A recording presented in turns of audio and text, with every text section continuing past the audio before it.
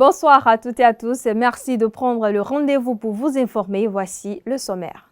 Le préfet du littoral et le premier adjoint au maire de Cotonou ont procédé ce vendredi 15 septembre 2023 à une opération de libération de tous les espaces publics occupés illégalement.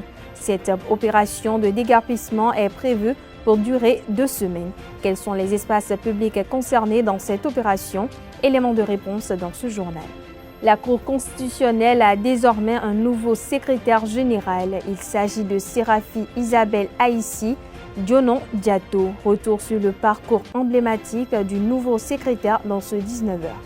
Le Bénin a battu la France sur un score de 13-10 lors de son second match de ce vendredi 15 septembre 2023. Un match comptant pour le 3e tour en triplette homme du championnat mondial de pétanque.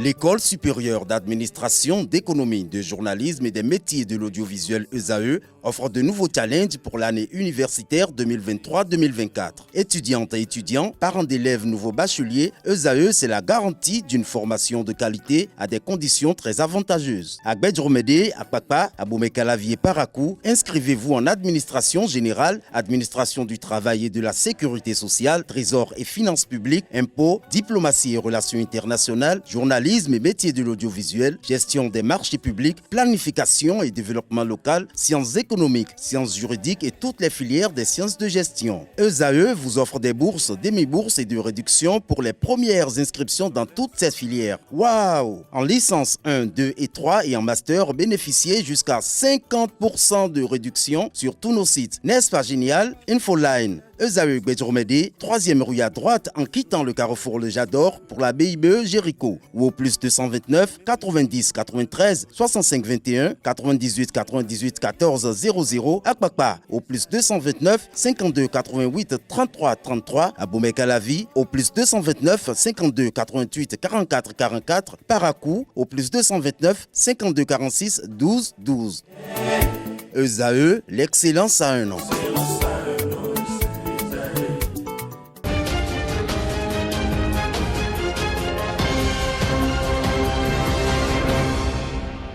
À nouveau, bonsoir, ravi de vous retrouver et bienvenue si vous nous rejoignez. Le préfet du littoral, Alain Orula, et le premier adjoint au maire de Cotonou, Romain Arrondinou, ont procédé dans la matinée de ce vendredi 15 septembre 2023 à une opération de libération de tous les espaces publics occupés illégalement. Avenue des Lormes, ex-pharmacie Les 4 Thérapies, Carrefour Legba, Étoile Rouge, Vaudier. Kadjeron, Kangezo et Maro militaires. Cette opération de déguerpissement des occupants illégaux des espaces publics va durer 2 semaines. La mairie de Cotonou informe avoir mené en amont une campagne de proximité pour sensibiliser les populations à cet effet. Je l'annonce au sommaire de cette édition, la Cour constitutionnelle a désormais un nouveau secrétaire général. Il s'agit de Seraphie Isabelle Aïssi Dionon Diato. Sur proposition du président de la haute juridiction, Seraphie Isabelle Aïssi Dionon Diato a été nommée ce mercredi 13 septembre 2023 en Conseil des ministres. Elle remplace ainsi Gilles Badé qui occupait ce poste depuis novembre 2016. Dans l'élément qui suit, je vous propose un bref aperçu de son parcours emblématique. Élément signé Nansérine Fatoumbi. La Cour constitutionnelle du Bénin a un nouveau secrétaire général. Sur proposition du président de la haute juridiction, Kossi Dorothée Sosa, Seraphie Isabelle Aïssi Dionon Diato a été nommée le mercredi 13 septembre 2023 en Conseil des ministres secrétaire général. Elle remplace ainsi Gilles Badé qui occupait ce poste depuis novembre 2016. Sous l'ex-président Théodore Olo, Seraphie Aïssi Dionon Diato a été 2e secrétaire général adjointe de la Cour constitutionnelle suite à sa nomination en décembre 2016. Durant les 4 ans de présidence du professeur Djogbenou, elle a maintenu son poste. Après les réformes ayant conduit à la suppression des postes de premier et 2e secrétaire généraux adjoints de la Cour constitutionnelle, elle a occupé les fonctions d'assistante juridique de l'institution en juillet 2022. Pour rappel, le secrétaire général sortant Gilles Badé avait été nommé le 25 novembre 2016 par décret pris par le président Patrice Talon. Docteur en droit voie publique, il a eu à émerveiller le public béninois par la qualité de ses interventions sur les dossiers de la Cour constitutionnelle. Après 7 ans au poste, il cède ainsi son fauteuil à celle qui a été l'une de ses adjointes pendant 6 ans. Il y a à noter que la nouvelle secrétaire générale de la Cour est diplômée de l'École nationale d'administration de France, cycle international de perfectionnement d'administration et management public. Serapi Aïssi Djonodjato a aussi un master en droit, économie, gestion, administration publique, action et carrière publique obtenu à Strasbourg en France. La polygamie est un système social dans lequel une personne peut contracter simultanément plusieurs unions légitimes. Dans la religion musulmane, la polygamie est régie par un certain nombre de dispositions qui l'encadrent. Dans l'élément à suivre, Bassirou Lassissi, islamologue et professeur de la langue arabe, expose l'interprétation de la polygamie selon la religion musulmane. Il s'exprime au micro de Nansirine Fatoumbi et Francis Farami. Alhamdulillahi Rabbil Alamin wa salatu wa salam ala Sayyidina Muhammad sallallahu alayhi wa sallam wa ala alihi wa ashabihi ajma'in. La polygamie en islam, c'est de se marier à plus d'une seule femme, de se marier à partir de 2, 3, jusqu'à arriver à 4.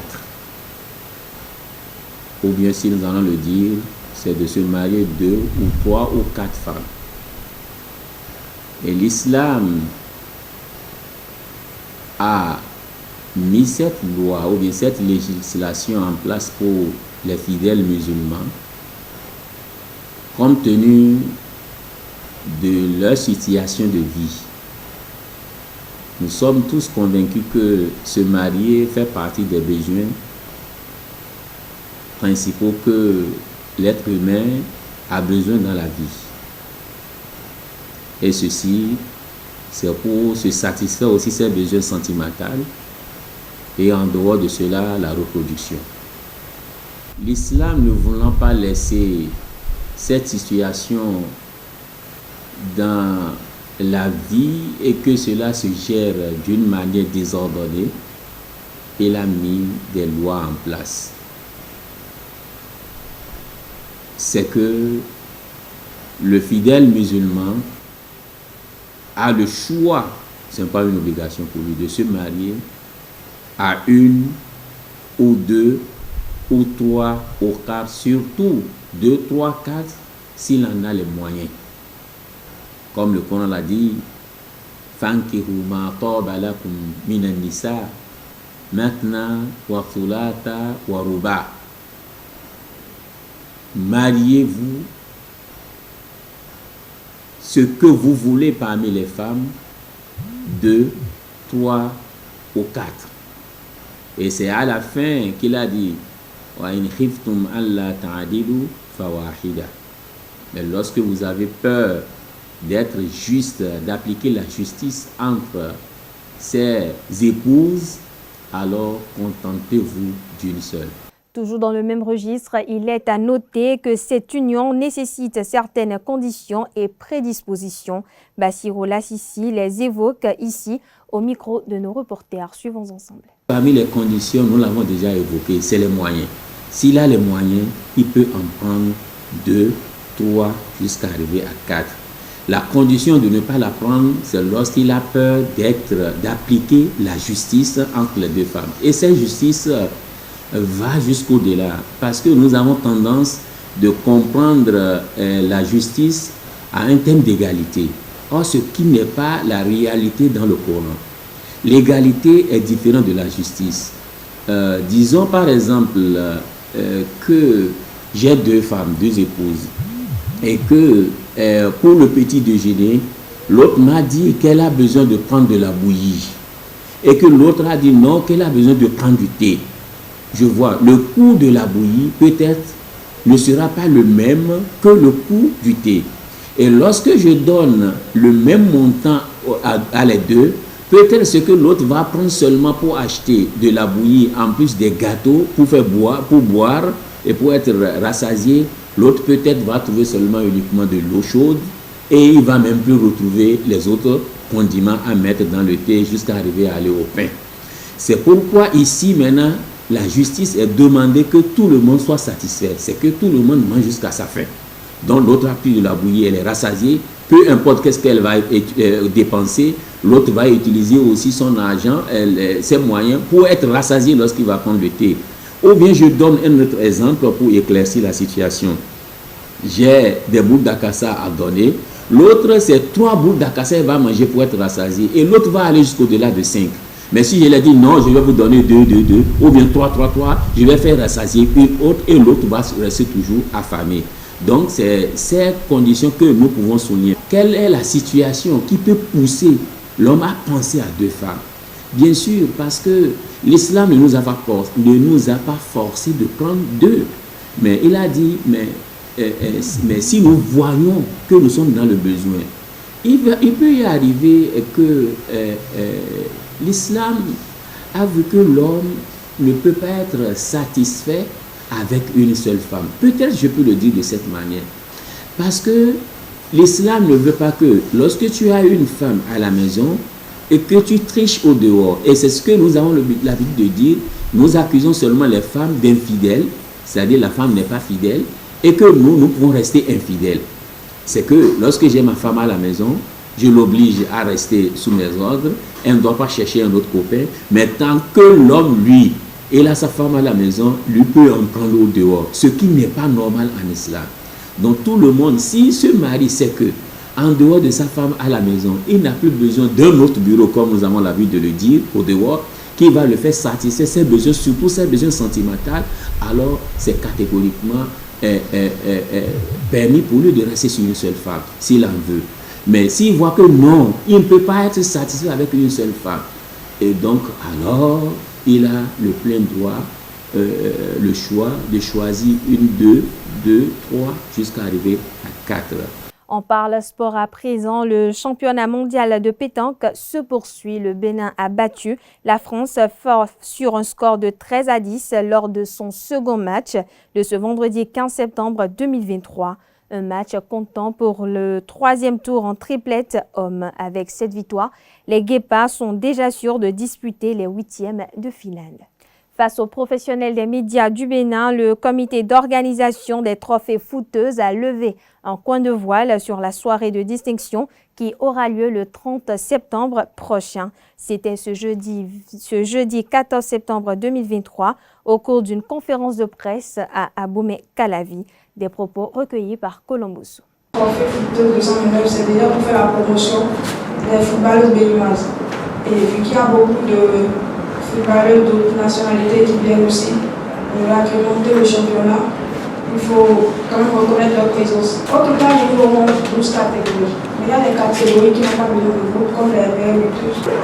Au niveau des catégories, on peut annoncer les buts. Il y a la meilleure gardienne G2, la meilleure gardienne B1, la meilleure Amazon à l'étranger, la meilleure joueuse étrangère. Nous avons aussi les meilleurs coachs. Meilleur coach D2, meilleur coach D1. Ces 2 catégories n'étaient pas de la première édition. La première édition était seulement restée sur les joueuses. Cette année, on s'est dit qu'il faut aussi récompenser ceux-là qui ont fait les joueuses. Bien évidemment, il y a la catégorie meilleure joueuse espoir. Il y a aussi le meilleur sifflet féminin. Il n'y aura pas une distinction entre habits de touche ou habits central. Il y aura le meilleur sifflet féminin qui sera aussi récompensé.